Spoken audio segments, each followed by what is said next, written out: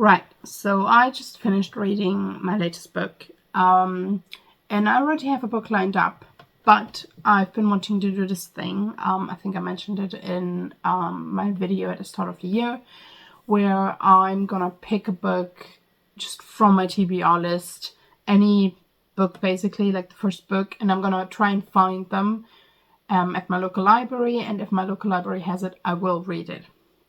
So I'm gonna do that now because they may have it immediately available, or I might have to wait like 4 or 8 weeks for it. So I might as well do it now and record this video now. So what I'm going to do is I have a list of books that I'm interested in reading on a bookseller's website that I no longer purchase from because I disagree with the types of books they put out. But I still have all my lists on there because it's quite nice to just categorize my books. And I have 2 lists. I have one that I send where I'm like, if you want to get me a book, get it off this list because those are all the books I really, really want. And then I have one that's just like, any book I like, I just add it to it. So I'm going to do it with a big list. So it could be a book where I'm like, nah, I'm interested in reading it, or like, I really, really want to read it, and then like in the middle. So, and I'm going to find some way, I'm going to have to see what kind of sorting system they have. Like, I'm not going to do newest added because that would be stupid, because then it's just going to be the book I added yesterday. And I'm not going to go alphabetical, I don't think, because that would be weird too. But I'm going to like sort the list in some weird way and then start at the top, look for it, find it in my library, see if they have it. If they don't have it, move on. If they have it, I might read it. Now this is a great time to do it because my library has literally just reopened because they were doing this like refurbishment, and I actually haven't borrowed a book from my library in months because A, they were being refurbished, and B, none of the books I read towards the end of last year were books that I would get in a book in a library, but I love libraries, so I do want to start using it again. So I am going to find it. I do know that my library though is like reducing its catalog, so we'll have to see how successful this is. Also, I might be like, oh, they have it, and then go like, never mind, because unfortunately the system is really clunky. So it will say available, go on waitlist, currently out on loan, and then it will be like, add me to the waitlist, and then it will be like, you are number 27 in the waitlist, and I'll be like, okay, I'll get it in 2 years then. Okay, never mind, bye-bye. So I might say, oh, they have it, and then be like, no, never mind, they don't. So this video could literally be like 5 minutes or 20 minutes.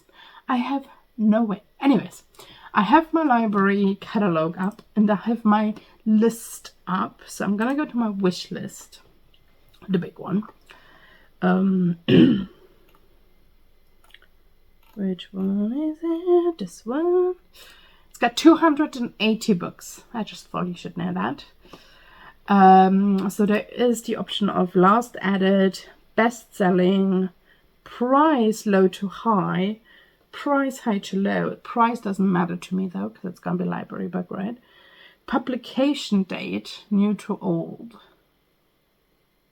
Now, if that publication date old to new, then I might be interested. I don't want it best-selling because I feel it's just so... I'm just going to find a bestseller. I think I'm going to go price high to low. I'm going to see what happens.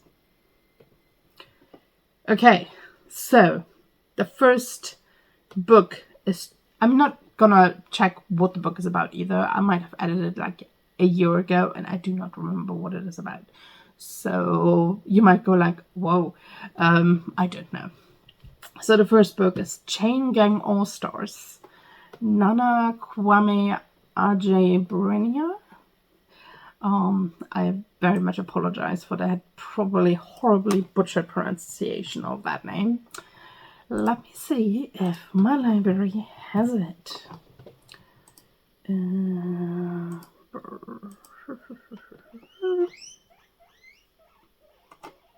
Oh, they do have it. Now again, remember,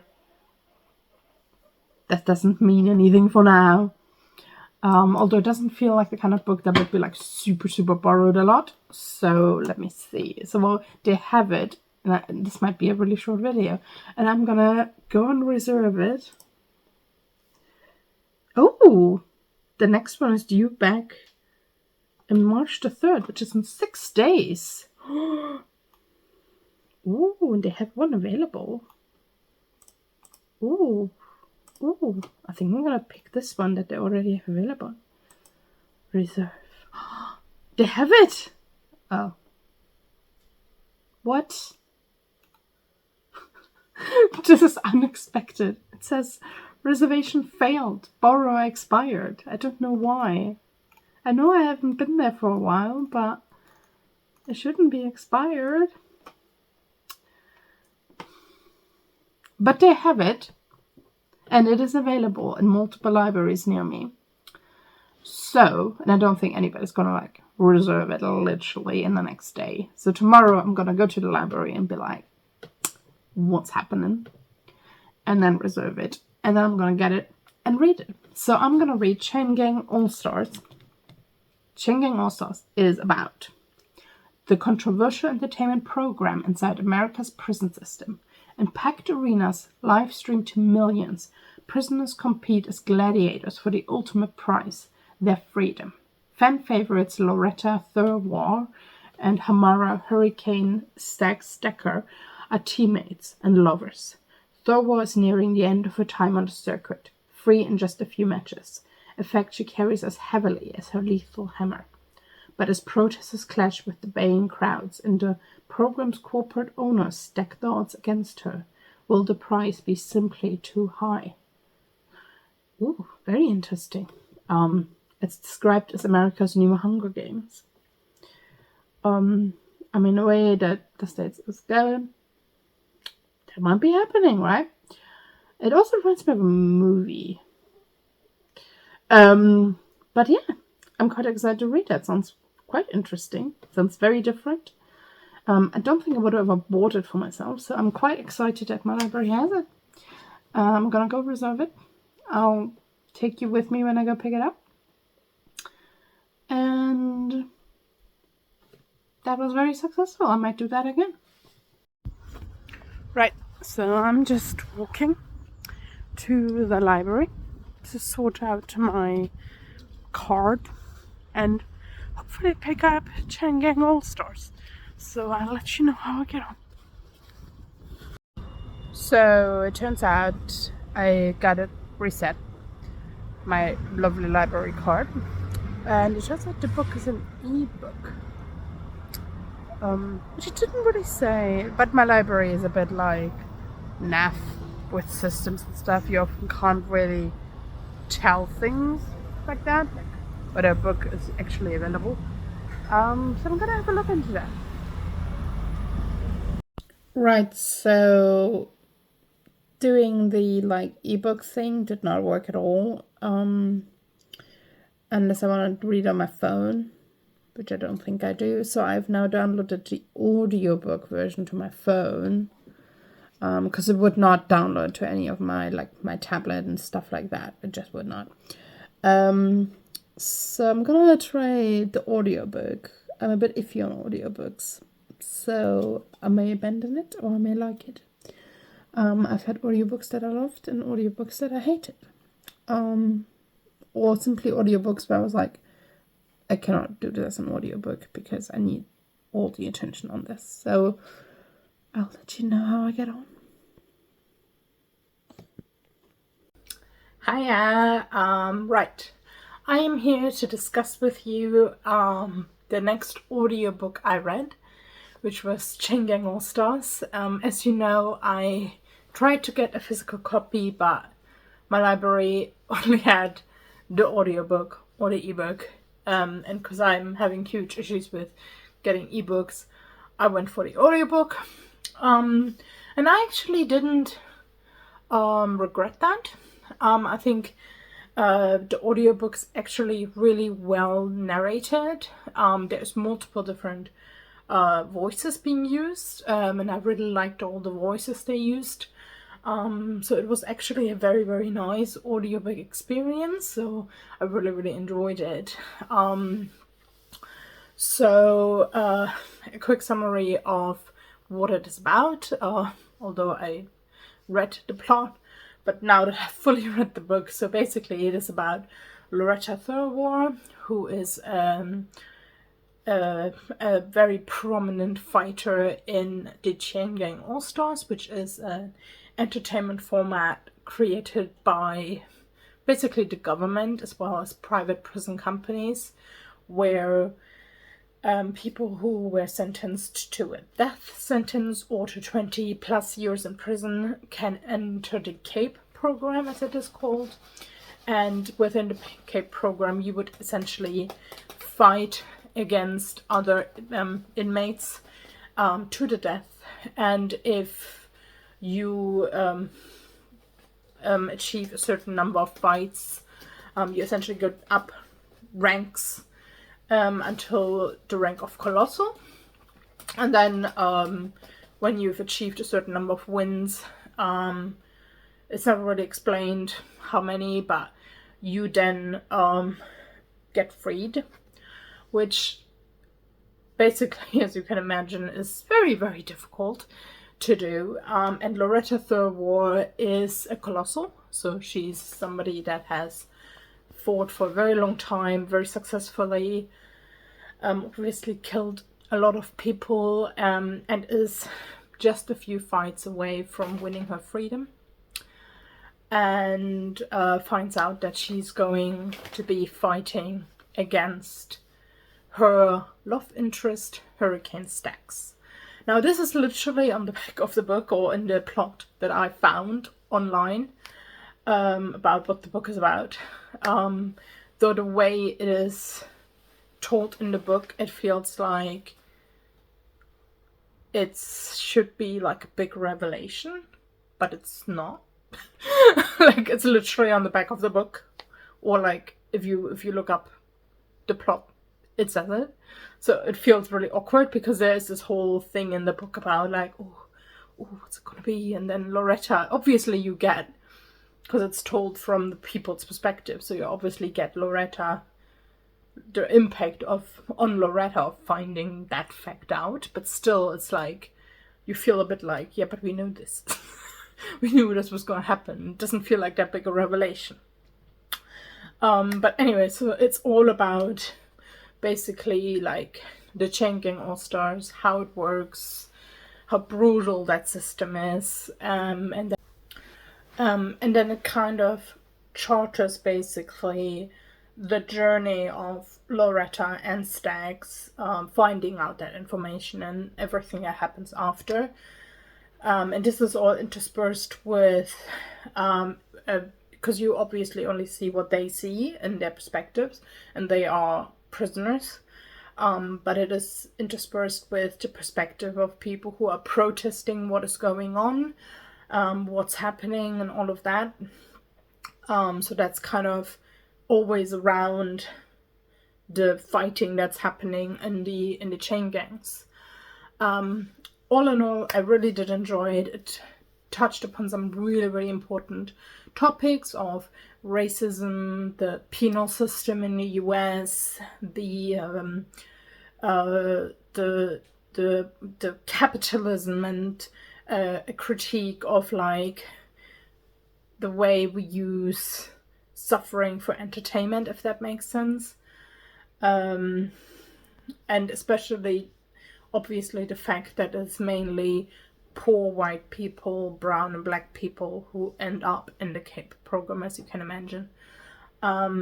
So it definitely was very touching, and throughout the book it keeps throwing in like facts about the penal system, about the topics the book is discussing, some very sobering facts that make you go like, whoa, which I will touch on more later.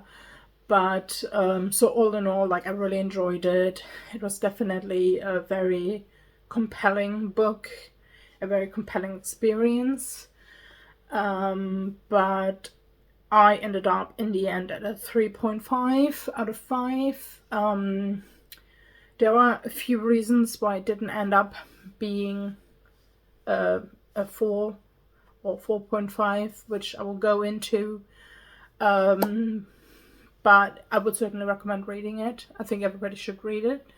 It might not be perfect, and I think there are ways that the book could have been better, in my opinion. But it is certainly an amazing book. It says on the cover, Hunger Games, so you immediately are there with the Hunger Games comparison. So, like, even if your brain didn't go there, which it probably would, they themselves are asking you to go there by advertising it in that way. And obviously, you constantly think about how similar it is to Hunger Games, to other similar films of this ilk, Gladiator as well.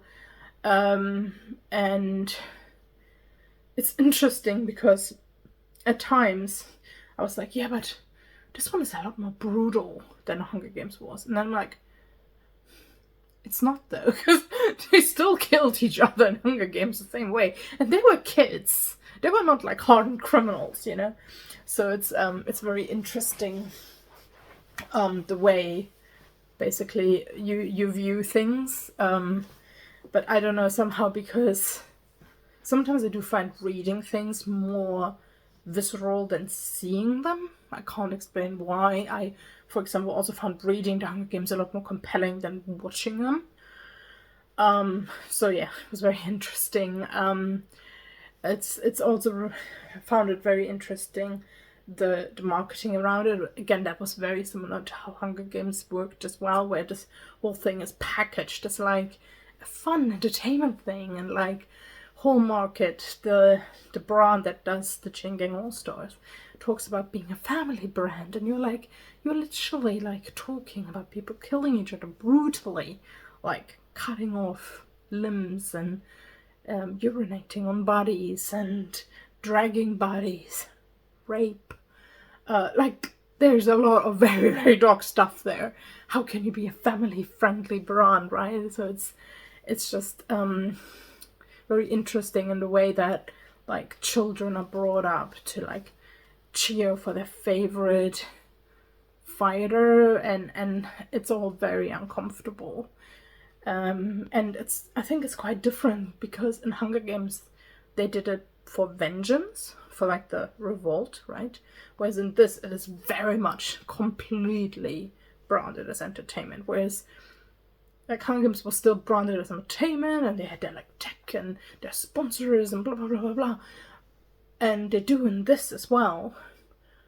But it's, I don't know, it just felt even more icky.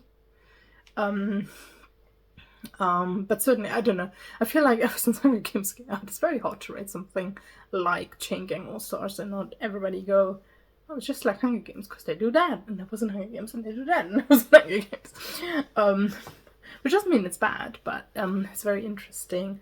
But the whole, also the idea, which is very similar again to Hunger Games, that if you are popular, you have power. So Loretta Thurwall being like, and Hurricane Staggs both being like some of the most loved fighters in the Chain Gang All Stars program, have power of their own, and actually their status is very high within the penal system, within this system, basically. Like, if you just joined, you basically only get, say, like a sandwich, and you can't sleep in very nice places, whereas if you've fought and fought and fought and you have made it, you get very nice lodgings, and you get good food and good weapons and all of that jazz, right? Just again, very similar to Hunger Games. And sorry, I'm just checking. And yeah, this is something I should mention. So the Chain Gang All Stars, which obviously Chain Gang, immediately you think about chain gangs from times past, which is a very interesting branding. And obviously, like I mentioned, a lot of the people in Chain Gang All Stars are black and brown people, or very poor white people. So it's, you know, very interesting connotation and very interesting branding, certainly. But within the chain gang all-stars, they have different chains, and each chain has links. So Loretta Thurber is in a chain with Hurricane Stax and with various other people whom we meet. And then other chains have other links, and they fight each other, if that makes sense. Links within a chain do not fight each other until Loretta and Hurricane Stax are made to fight. And each prison company essentially kind of runs different chains, if that makes sense. So like I said, the book, I listened to the audiobook, like I said, so I'm assuming in the book you would see like different connotations for whose perspective you're watching, but having listened to the audiobook, like different voices were voicing different parts of the book, depending on who was telling the story, basically. And that was really nice. It was really nice to basically hear. It's interesting because the main narrator narrated both Hurricane Stax and Loretta Thurber, but did a really, really good job of doing their voices and really like giving them different characters. And actually Hurricane Stax is so much like a character that I worked on for my book that I'm never ever going to publish because I'm not brave enough. But you know, she's super bubbly, she's vivacious, she's very like positive actually, and she's in this horrible environment. She's very feisty, very quirky. So I was like, oh my god, she's just like that character I created. Whoa, how weird is that? But yeah, the narrator did an amazing job of doing the voices for those two, and I think the reason they chose the same narrator is because they're always kind of together, so it would be a bit weird to kind of make them have different voices, if that makes sense, but then chose different narrators for other roles that come in at different points in the stories. However, sometimes the main narrator who narrates the war and Stax also narrates bits for other people, which then feels a little bit weirder. Except when she narrates for like a whole group of people, then it makes more sense. And she also at later points takes over the narration from somebody who had their own voice. And at that point I found it, listening to the audiobook, and again I'm rating the audiobook, not the book, right? And I found it then at that point sometimes quite hard to know whose perspective I was listening to, because they were also overlapping a bit, and she would often talk about the inner monologue of people, but it wouldn't be seemingly from the perspective of that person. So like it was almost like inner monologue for Loretta Thurber, but it was like done by Stax, and it became a little bit confusing, and especially because the other voices, especially the one of the male narrators, were beautiful. And I was like, I don't see the reason for why you didn't just take that narrator, unless you didn't want to pay him for it. But it just didn't make sense to me, and it became very confusing, and it is certainly part of why I dropped this book to a 3.5 and not a 5, because that really took away some of the impact for me.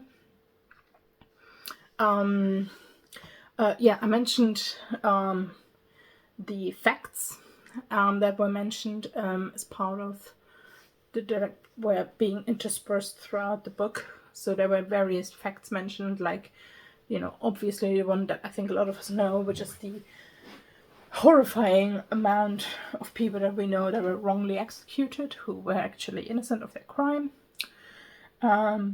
The fact that the prison system that no group suffers more than people in the penal system from foodborne diseases. And that also that America locks up more people in isolation than any other country, or at least any other Western country. And the tear gas is forbidden to be used in war, but is regularly used in protests, right? So it was just like little sobering facts like that. The fact that families of police officers are much more likely to be victims of domestic violence, and that there were laws passed to prevent people who have committed domestic violence from owning a gun, but this doesn't apply to police officers, obviously. So, like, things like that. It was very, very impactful, and it really affected me, the book, certainly, and I really enjoyed the book. Another reason why it's not higher rated for me was the ending. I found, much like Midnight Library, maybe it's an audiobook thing, the ending just was too abrupt for me. It felt like it was building, and then it just fell, kind of, and it didn't continue in the same, what's the word? Not velocity, maybe it's velocity, but it felt like it was pelting towards this like conclusion, and then after the conclusion it just kind of went like done. And in a way, I liked the conclusion, but I didn't feel that it fit to the way the book tried to set it up, which I can't tell you more without spoiling it, so I will talk more about it in the spoiler section. But I liked the way it ended, but I don't think it fit to what the book was setting up throughout the entire book a little bit. So make of that what you will. So that's why I ended up with a 3.5 out of 5. I'm now going to do a spoiler section. So stay with me or leave. I don't think you need to come back at the end. Oh yes, you will come back at the end. So I will put like a little thing here telling you when to come back. Right, so spoilers. 3, fixing my bangs or fringe, depending on where you are. Fun fact, I am German.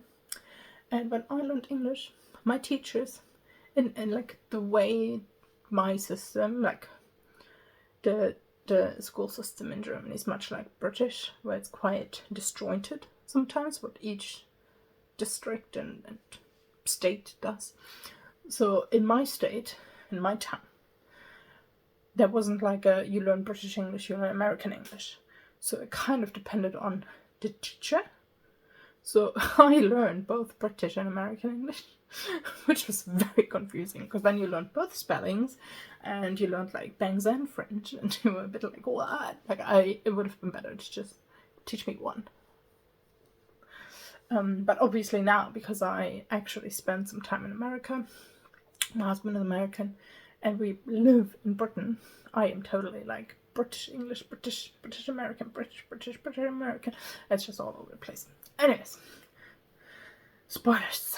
So I don't know if this is a spoiler because it literally happens at the beginning of the book. But so at the beginning of the book, the first thing you encounter is Loretta Thurber in what feels like her first or one of her first fights, fighting against a very, very prolific fighter called Bishop.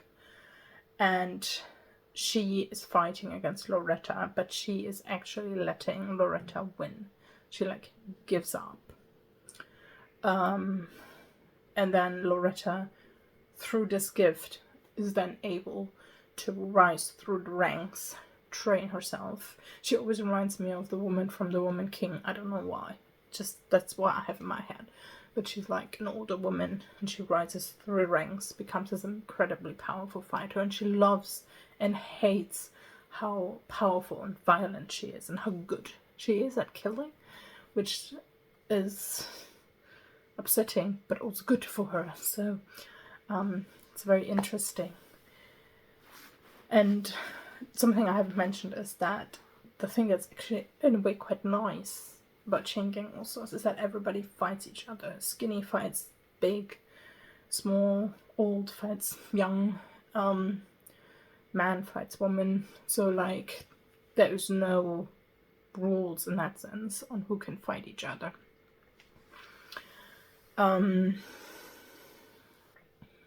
So as we already know, Loretta Thor was in a relationship with Hurricane Staggs, but she's not just in a relationship with Hurricane Staggs. It's not just in a relationship with Loretta Thor, she's also in a relationship with a man called Randy. And I thought, who all are part of the same link chains. They're links of the same chain. That's what I meant to say. And I thought it was very nice. First of all, to portray a lesbian relationship is very that's who they are, and everybody accepts it within the game, if that makes sense.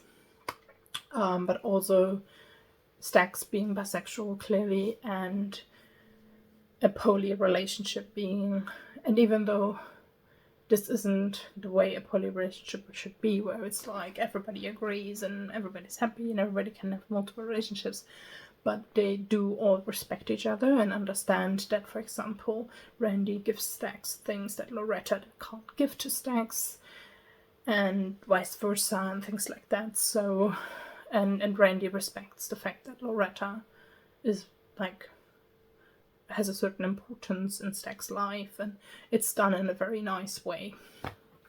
There's also non-binary characters, and within, like, for example, the chain that Loretta is in, there's, Dominican people. Obviously there's incredible diversity because, like I said, mostly black and brown people.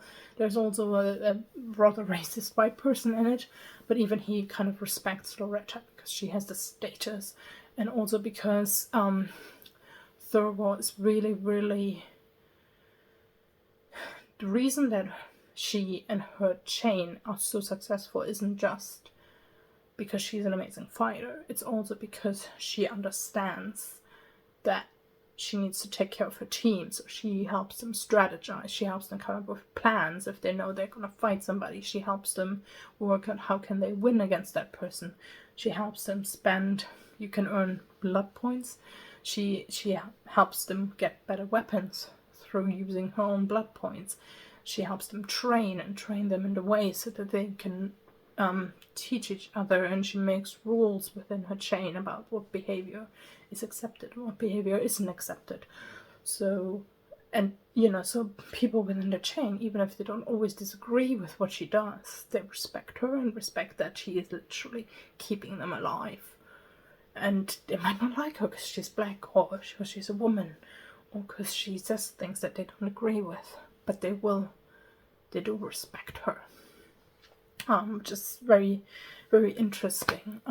Some of the other chain gang members, as I mentioned, there is a racist gang, there's Randy, there's a guy called Ice Ice, there is the non-binary person Psy, and there's a very young new fighter, a Dominican guy called Rico, and the voice for Rico is also done so incredibly well, and his character is also done so incredibly well, because you really only get the characters through like the conversations, but like he does not have his own chapter ever, for example, so you only get him through like conversations he's having with other members, but it's done so well, and you're just like, oh my god, you're so sweet, I love you, please survive.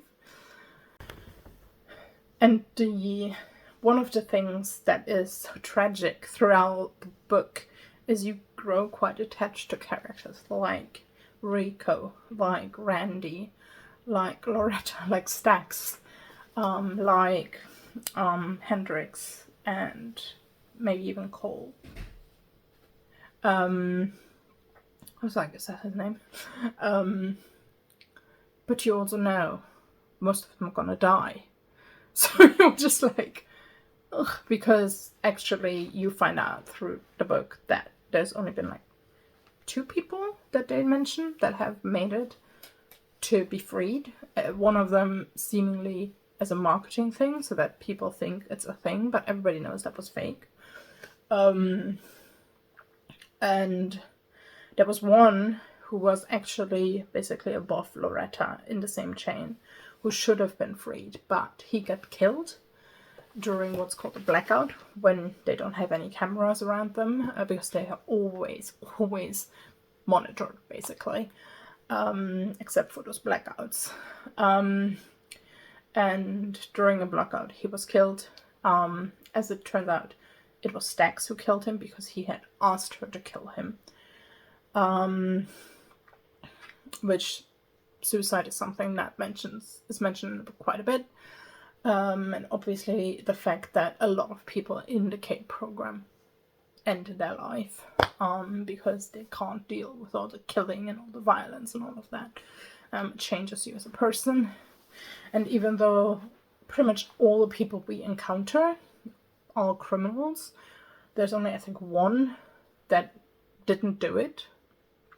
What they were put in prison for. You know, it's still like, you know, it's heavy on you, right? Because you might be in prison for, I don't know, a bar fight that went bad, you know, and then you got sentenced. But that is very different from actively murdering people for sport. So, yeah, Sunset was killed, which made Loretta the highest ranking chain in all of the chain gang all-stars, but specifically also in her chain. I mentioned Hendrix. So there is Croft, not Cole. I don't know where Cole came from. So there is two other really prominent characters that are mentioned in the book. Like, obviously you have the other chains, which keep popping up in like conversations, but they don't have their own narration. But people who have their own narration are some of the people, like viewers of the program, so we see their perspective. Some of the officials and the participants in the games, like the host and things like that. But most prominently, aside from the main narrator, we have Hendrix, Singer, who is a prisoner who was actually in what was called an experimental prison, where prisoners are locked in place and are not allowed to speak as they work. So the prisoners in this world that Chain Gang All Sorts exists in have these like handcuffs almost that are molded to their bone, and they can have different settings. So they can have locked, which means they're literally locked in place, they cannot leave. Silent, so they cannot speak. Or free, so they have a little bit of a range, or completely free, but that's never really used. So Hendrix was in a prison that was silent, and he was locked in place, and he was working at his station, and somebody at his station was basically showing signs of illness, or he was an older man.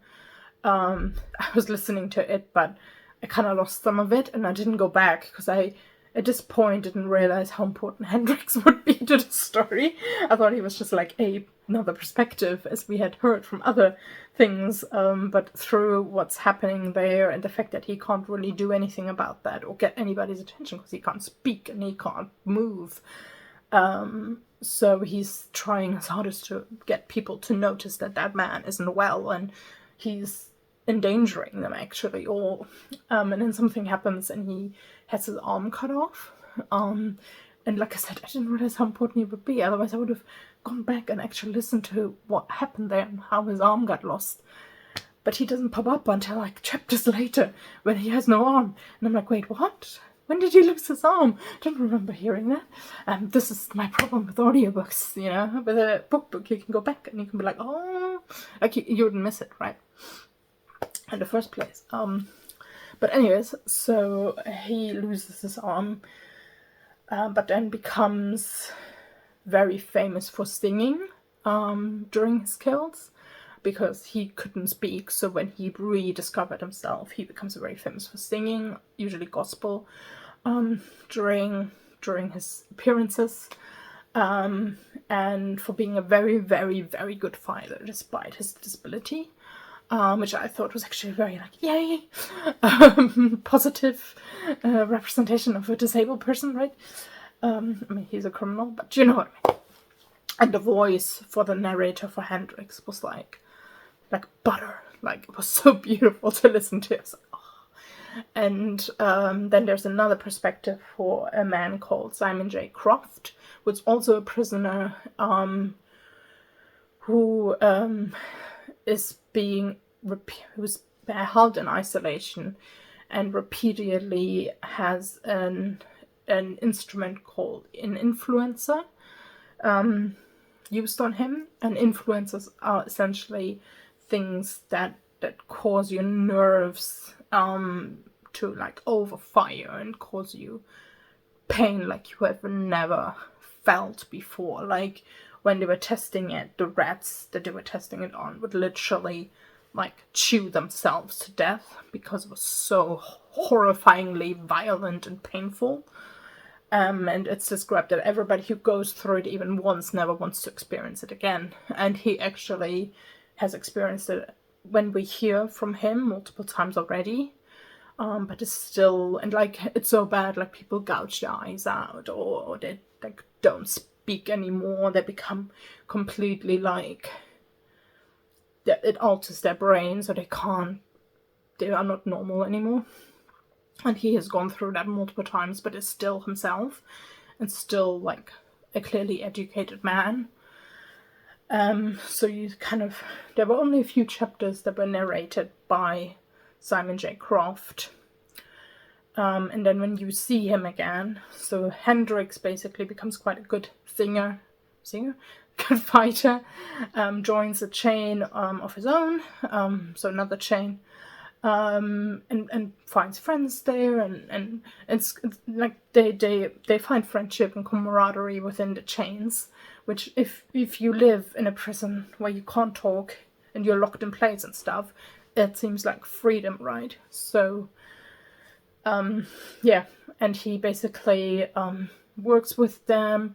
There's a thing where they all go on marches, where they basically just march, and then sometimes there's like intense fighting periods. It's a bit like the quick events in Hunger Games.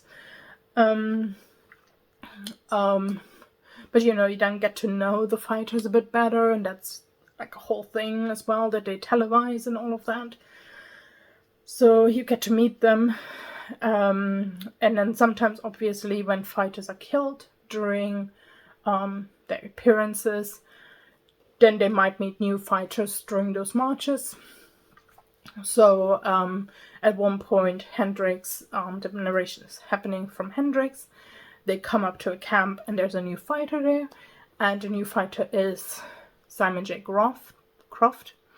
However, when you see him there and when you meet him again, all he says is his name.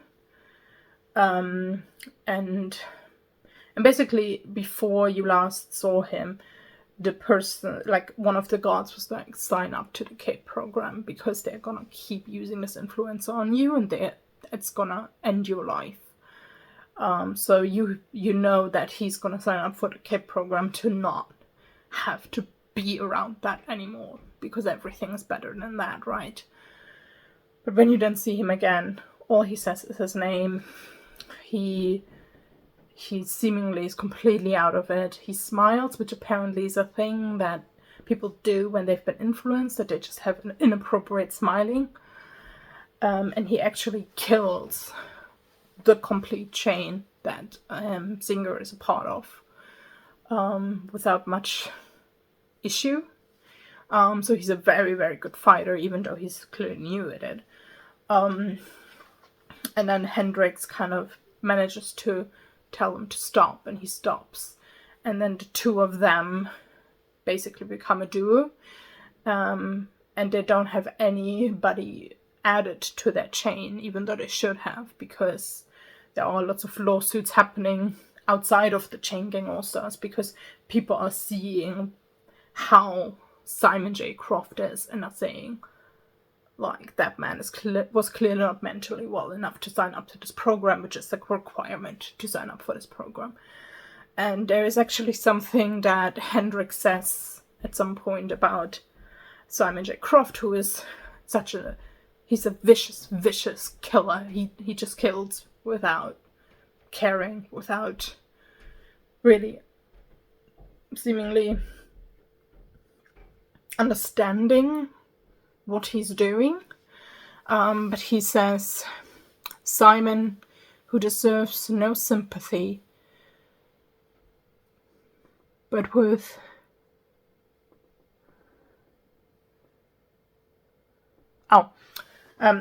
and he says, Simon, who deserves no sympathy, but won't ever be undeserving of love. And I thought that really touched me, because I was like, clearly this man has gone through it and they made him in this way. And it doesn't necessarily excuse all the killing he does, but it certainly explains it. And it's really, really hard to kind of, when you've listened to his inner monologues, to then go to this man that he's become, this beast, basically. But Hendrix is actually the person where at the end, some chapters that are clearly from his perspective are narrated by the main person, and like bits, and you're a bit like, why didn't you get the person? Yeah, I think I said that already, so it was just weird. Like I said, I already mentioned that everybody is pretty much actually a criminal. But it's weird because there's a certain sense of redemption through the CAPE program sometimes as well, of people like finding ways to like redeem themselves and become better people through killing people, which is weird and very contraindicated, but basically because they are in this like so brutal system, it's almost like they are rising above it,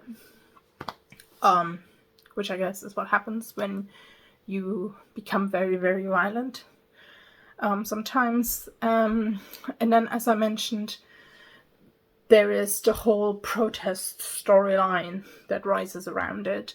So you have all the stories from the participants, the links. You also have the occasional different perspectives from people that are somehow involved in this, the host or the doctor who created the influencer and all of these things. But the other really prominent storyline and voice, but narrated by the same person again, which I suppose that would have been nice if that could have been a third person. But anyways, is a woman. She's actually Sunset's daughter, and she is protesting changing All Stars and the whole thing.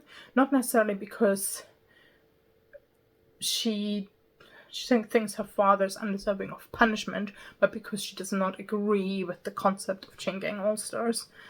And it's this whole thing where it's built, and more people are joining the protests, and the protests are getting bigger, and things happen. Like prominent celebrities speak out against changing All Stars, and it's kind of growing, and you have this sense of like, and Murray is the one who informs Thorwald about the development that her and Stax are gonna have to fight each other, which Stax already knew because Sunset knew and he told her, but Thorwald didn't know that. So there's the whole bit where like the whole protest storyline kind of builds and builds and builds, even to the degree that at one point Murray goes to an event, to a killing event, and gets onto the pit, the fighting pit, and gets influenced on live television. And it's like building in that way, and Loretta and Stax finding out that they're gonna have to fight each other, but then like it sort of like talks a little bit about them like talking to each other about it, but then it's like it skips ahead to them already having to fight, and it's like there's no in between of like, did they have more conversations about it? Did they, discuss it in any more way? How did it change their relationship? Because surely it must have changed their relationship. Sorry, I'm just reading my notes. Oh yeah, about the protesters. there's also a funny thing where the politicians like plead for non-violence at protests, which is quite funny considering what chain gang all-stars is. Like the hypocrisy of government, which, let's face it, we see it every day, right? And